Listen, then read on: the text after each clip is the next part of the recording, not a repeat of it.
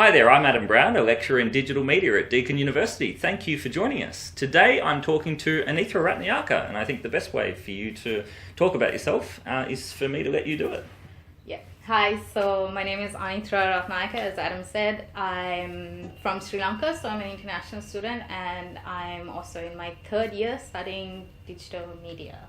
Terrific. And we actually spoke in this room in front of this camera about 2 months ago, and I've been incredibly slack with editing that video and trying to work out when's the best time I can use it. And in that time you've done a double internship, and from all the stuff we were talking about then, I think you've got a lot to add. So what I'm going to do now is actually show you the first part of this video will be filmed a couple of months ago, and Anithra, we talked about the issues of sort of confidence and bringing yourself into the media making world, because as much as you are in that course, you weren't necessarily all that keen to be active online in digital media, even though that was what you're enrolled in. So, and that's the way a lot of people start, including myself, I have to admit. So we're going to look at that, and you also talked about blogging and video making, so we'll shift to that now. I've been seeing you online a lot over the past year in a few different units, and would it be fair to say that the person who I knew at the very beginning, or more accurately I didn't know,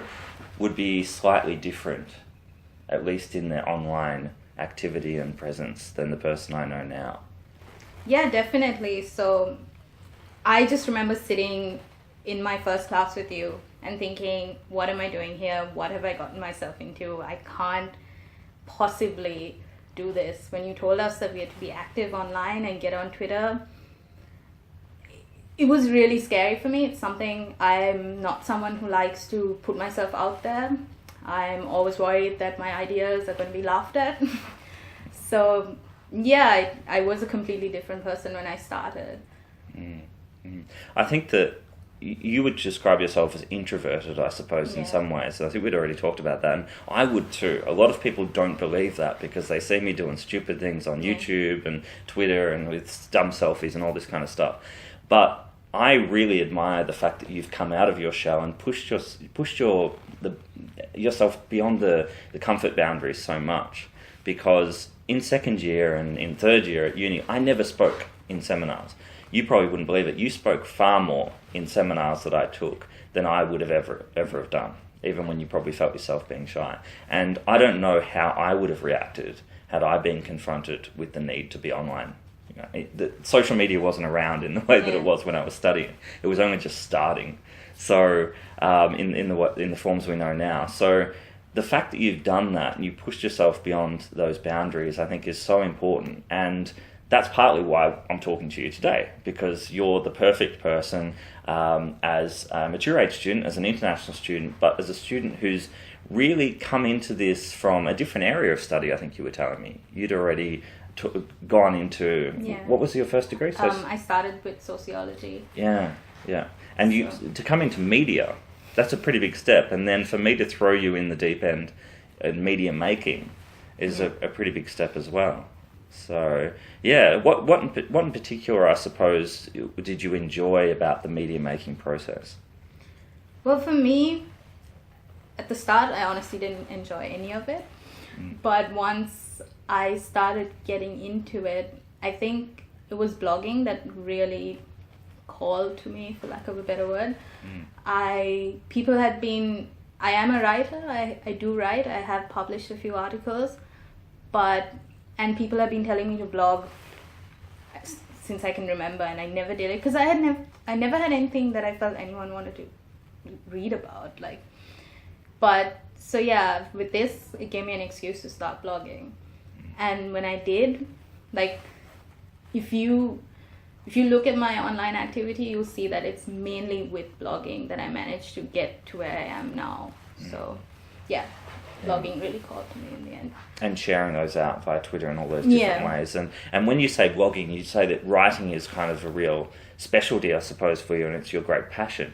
But you've learnt with your blogs to integrate dynamic media, and you were actually telling me just before that you didn't consider yourself able to draw very much. And then I look at your blog posts now, and you've been making your own art instead of using Creative Commons images or photographs a lot of the time as well. So what other kind of media have you I suppose one of the things that struck me, I've already talked to you as part of another sort of getting feedback from students at the end of the first unit we did together, and you said something that really stuck with me. After you did your first video, you said you realised, I can do that. Your very first video, we'll actually have a look at that now. I took this video when I went dolphin watching in Sri Lanka. As you can see, they're pretty fast and are generally avoiding any human interaction. Dolphins that are raised in captivity are trained to mimic human activity and entertain crowds. It creates this seemingly emotional bond between the animals and the humans. But just because it makes you feel good doesn't mean it's right.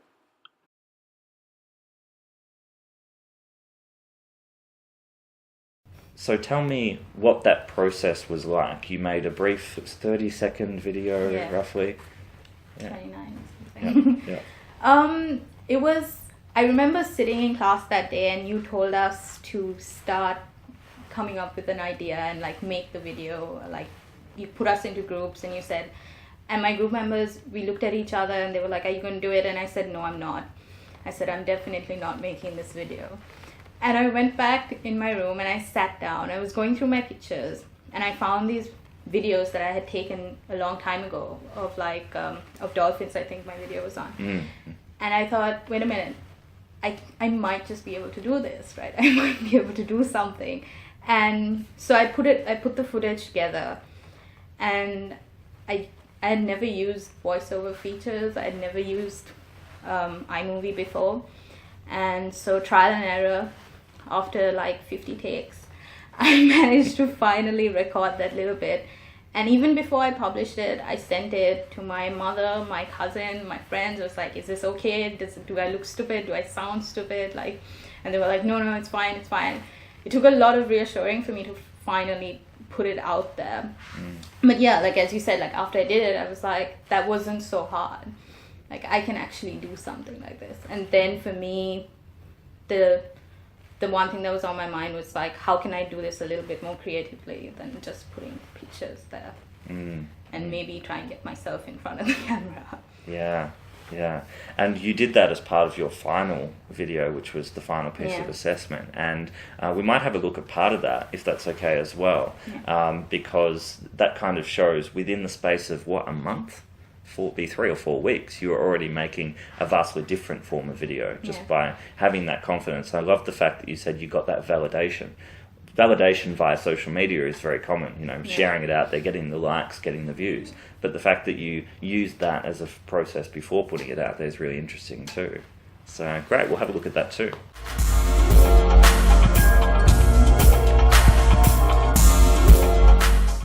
Hi guys, so today we're going to talk about online dating and discuss some of the positive and negative aspects of it. I actually asked a couple of my friends if they would ever use an online dating site. Majority of them did say yes, but for the few who said no, it seemed like they were worried that people would judge them if they were ever found out. Is this still really the case though?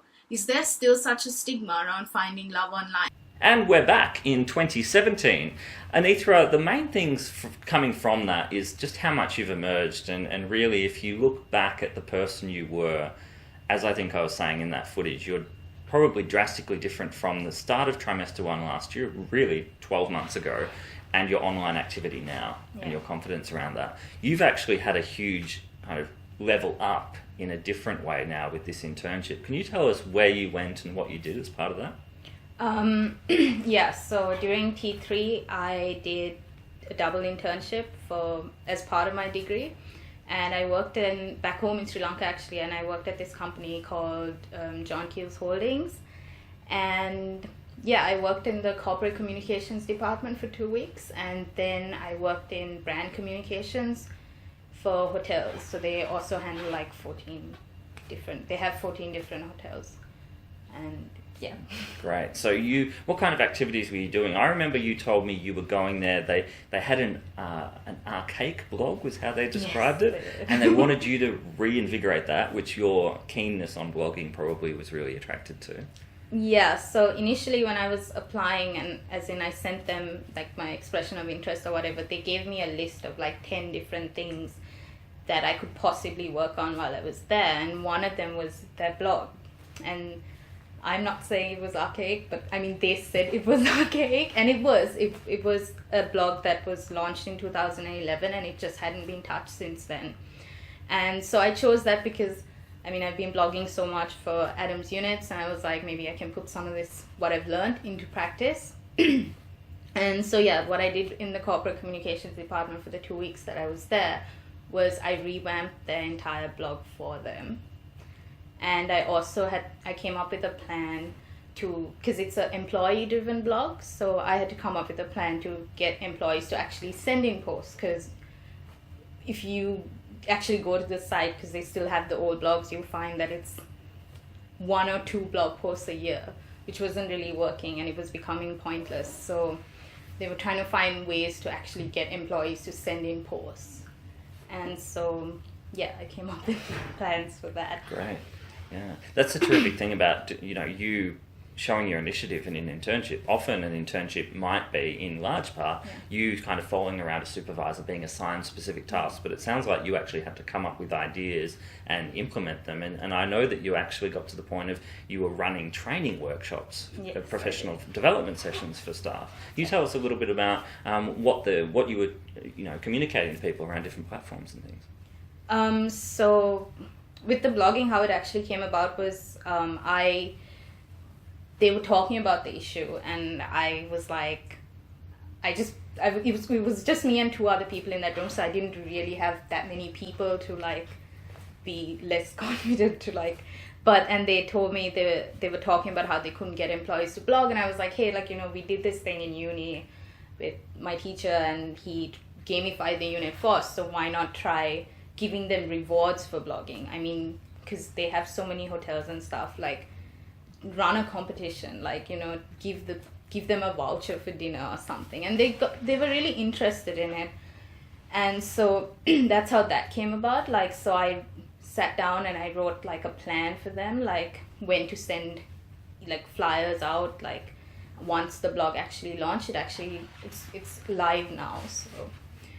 And yeah, it's terrific. Yeah, I was it was a wow from me when you applied gamification less than probably around 6 to 8 months after actually discovering what it was. For those who are watching and you don't know, gamification is the application of game design elements or principles into non-gaming contexts. So motivation of employees being one of those. And I gamified a couple of units that you did. One was kind of a unit that I tracked user behavior, and through this, what I called the Tiffet system. And I remember at the start of that, you obviously with the confidence only starting to emerge on social media, but I remember you saying in the last video you were kind of a bit tentative around it, and then you saw the score and you were kind of propelled to do a little bit more. And so that system really worked for you, that structural gamification.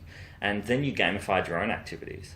And you actually gave yourself rewards. Can you tell us a little bit about your experiences of either or both of those systems? So the one where you were tracking it, I mean, I think it was a little easier because someone else was tracking it for you. And yes, I got really competitive. This competitive side of me that I didn't know existed came out. But with tracking it myself, I think what helped was that my rewards list, I actually posted it on Twitter, and I think my final reward was like a pool float, like a unicorn pool float or something. And like once I put it out, like everyone was like, oh my god, like that's amazing, like I hope you get it. And then I thought to myself, now I have to do it because like so many people are already like invested in this, including myself.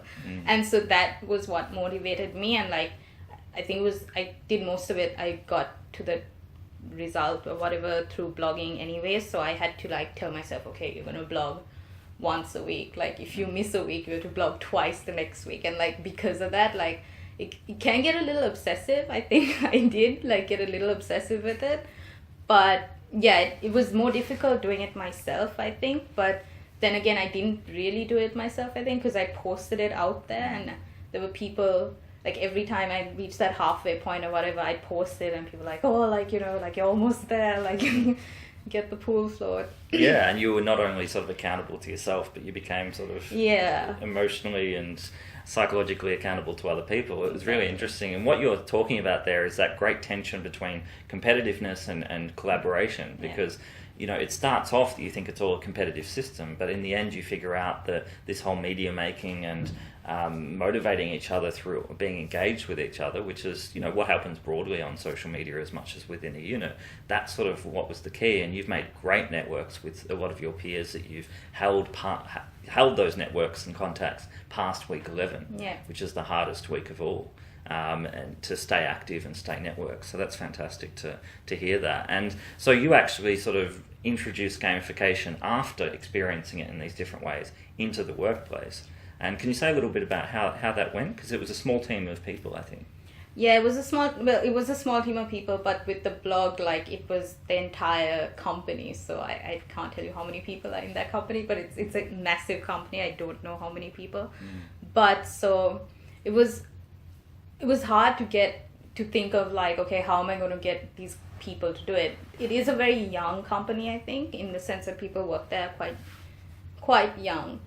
And so I started off with basic flyers, the first person who sends in a blog post every month will get a free dinner voucher at one of the hotels, and then it just upped the ante in the sense, I think one of them that I made was for twice a year, the blog post that got the most interaction from outsiders once they posted it, and was the most engaging with other people would actually get to sit down and have a working lunch with one of the top management, because I thought to myself, if I was working in a company as big as that at my age, and if I had the opportunity to sit down with for instance, the CEO of the company, I would take it, and if all I had to do was write a blog post, and then I also took into account that most people don't like writing, and so I encouraged podcasts and video making, photography essays, so.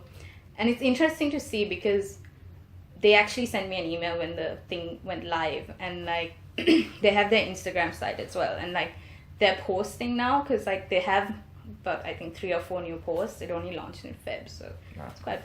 And they're actually giving these people rewards, and each time it's posted on Instagram, so that's more motivation, because then they're posted on the company Instagram page and stuff. So it's actually, touch wood, working so far. So I think it'll continue. Fantastic. Yeah, congratulations on that. I mean, that's what I found with gamification. I think you've kind of leveled up and actually you've designed a gamified system, or helped design one now, and you understand so much more about it from doing that, and you can do that in future. And I've seen a lot of students, undergraduate and postgraduate, say that they're planning, or that they have started to implement little bits of it.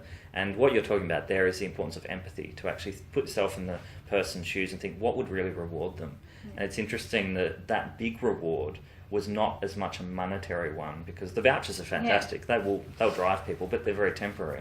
The big reward being a meeting with a manager. It's kind of I see students when I up the ante with the reward of being a special letter of recommendation to the top 10% of TIFA donors. That is kind of bigger than any movie voucher I could ever give.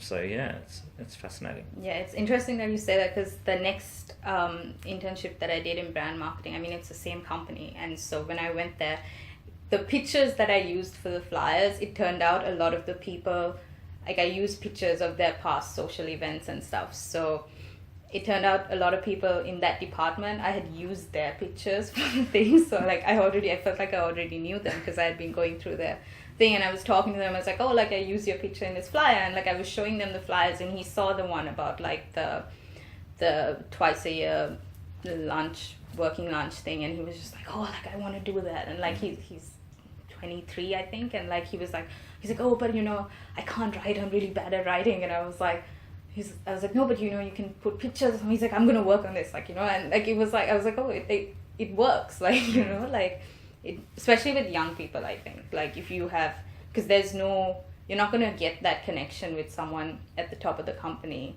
that just to sit down and pick their brain, even for half an hour. You might see them at a meeting, but then this is more informal, the setting. So it was quite nice to see that people were actually responding to it. Terrific, yeah. Well, congratulations on that, and thank you so much for talking to us. And you've given, I'm sure that probably most people watching this will be students, current and former, and maybe even future students. But you know, the kind of lessons you've offered there of confidence building, putting yourself out there, not only within a class but in the outside world via online activity, but also an internship, which is a crucial part of it. It's setting yourself up well for the future. So well done, and thank you very much. Good luck. Thank you. Thanks for watching. Bye.